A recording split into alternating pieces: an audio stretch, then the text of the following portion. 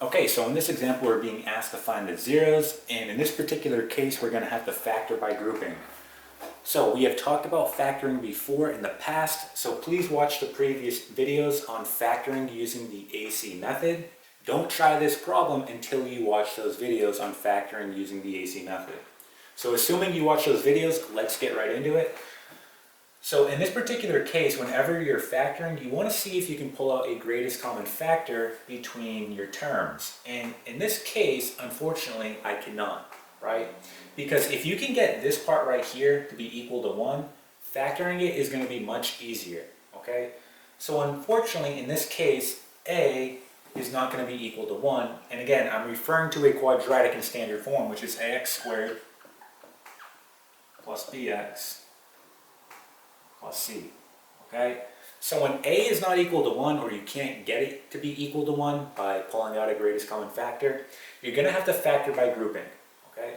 So let's get right into this. We're going to use the AC method. So we're going to multiply A times C. So again, A times C, so that's 6 times 3. So we're going to do A times C and we get 18. And then we say to ourselves, what two numbers when we multiply are going to give us 18, but add up to our B, which is 19. And that's going to be 18 and 1. Okay?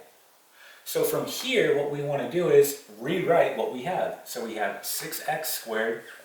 Okay? Now grab one of your values. It doesn't matter which one you grab. You can grab the 18 or the 1. I'll just grab the 18. So plus 18, and you're going to put the variable, which in this case is x. Now let's grab the 1. So I'm going to write plus 1x, or I could just say x, right? And then plus 3. Just writing our last term here. Okay?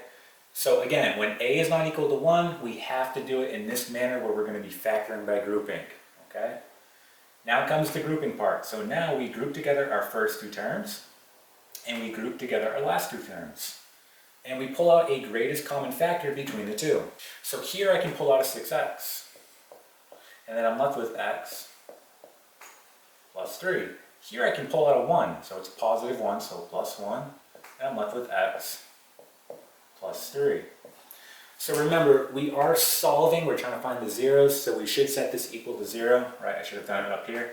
So this is equal to 0, this is equal to 0. And at this point, we can go ahead and just simplify it down. So again, this is my common factor. If that is the same, then you know that you did this correct, and you can move on to the next step. So if your common factor is not the same at this point, you need to go back and rework the problem because you made a mistake. Okay? But in this case, we're good to go. So what I'm going to do is write my common factor one time, and then just write your outside values, in this case 6x and 1, together. 6x plus 1 equal to 0. And you're essentially almost done at this point. Take each one of your factors, set it equal to 0, and solve. So again, here's one factor, here's another factor. So x plus 3 equal to 0, and then I have 6x plus 1 equal to 0. So when you solve both of these, you're going to get the following. X is going to be equal to negative 3. Okay, just solving this one. Solving this one, you're going to get x is equal to negative 1 over 6. Okay. This is your answer. These are going to be the zeros of the function. So again, this is where it's crossing the x-axis. So that's how you find the zeros of the function, and we did that by using the AC method and factoring by grouping. Okay, and that is it.